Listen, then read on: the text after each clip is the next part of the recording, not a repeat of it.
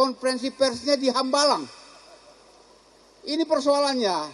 Kalau konferensi pers biasa kita di restoran Sunda aja.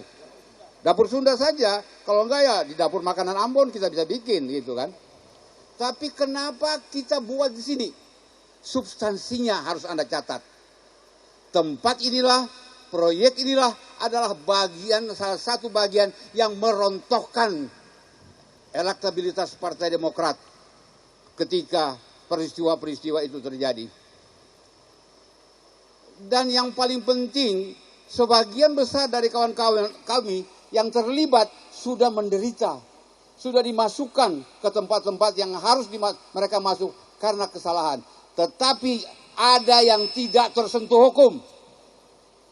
Yang juga menikmati hasil dari sini ada yang tidak tersentuh hukum. Sampai hari ini belum, mudah-mudahan segera ya. Janji ya. Oke. Belum tersentuh hukum sampai hari ini. Nah, disinilah kami ingin membuka bahwa inilah Hambalang awal pertama terjadinya masalah besar yang terjadi bagi Partai Demokrat. Mudah-mudahan dari tempat ini kami serukan kepada lembaga hukum dalam hal ini KPK untuk menindaklanjuti apa yang belum dilanjutkan sesuai dengan statement-statement.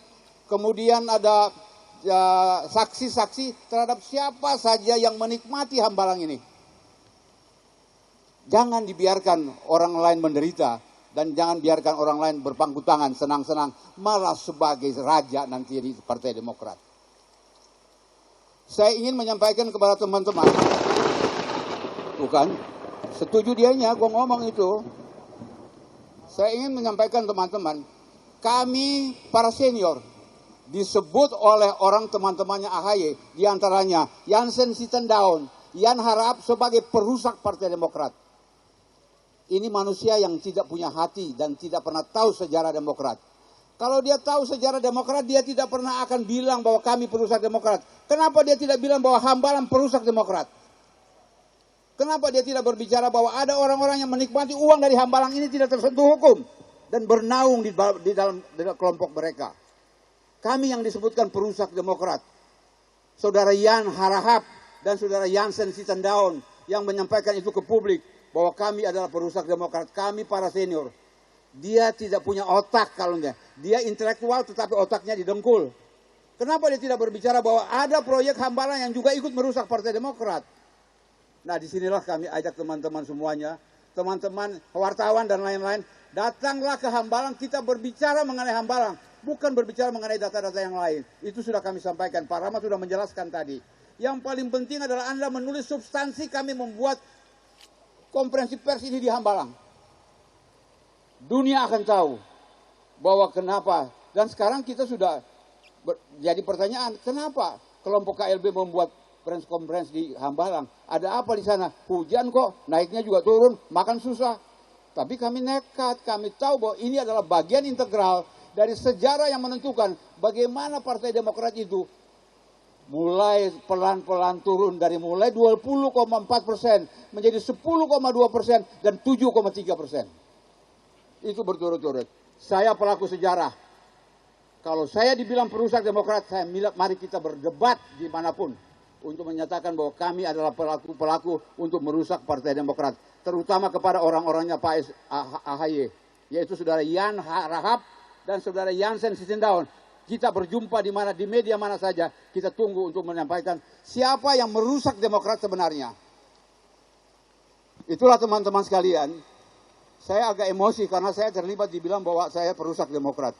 Padahal saya adalah pendiri, deklarator yang ikut keliling Indonesia untuk melantik DPD seluruh Indonesia. Dan itulah mudah-mudahan teman-teman yang lain, banyak pelaku-pelaku sejarah yang bisa Anda temui. Anda tahu pada suatu waktu kami akan membuka lagi siapa sebenarnya yang berperan awal dari Partai Demokrat sebelum ada Partai Demokrat. Saya sudah berbicara banyak dengan para pendiri. Di antaranya ada pendiri yang sekarang berumur 102 tahun, umurnya 102 tahun. Sudah berbicara dengan saya 1 jam kemarin tentang apa yang terjadi.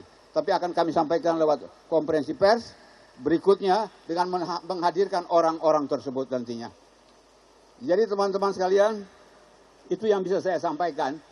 Saya kira penjelasan yang disampaikan oleh Pak Rahmat sebagai juru bicara resmi dari DPP Partai Demokrat dari KLB sudah jelas semuanya alasan-alasan, dan kita bersama-sama berdoa semoga Bapak Menteri Kumham menandatanganilah SK KLB dari Serdang itu sebagai satu-satunya pemilik nama Partai Demokrat di Indonesia.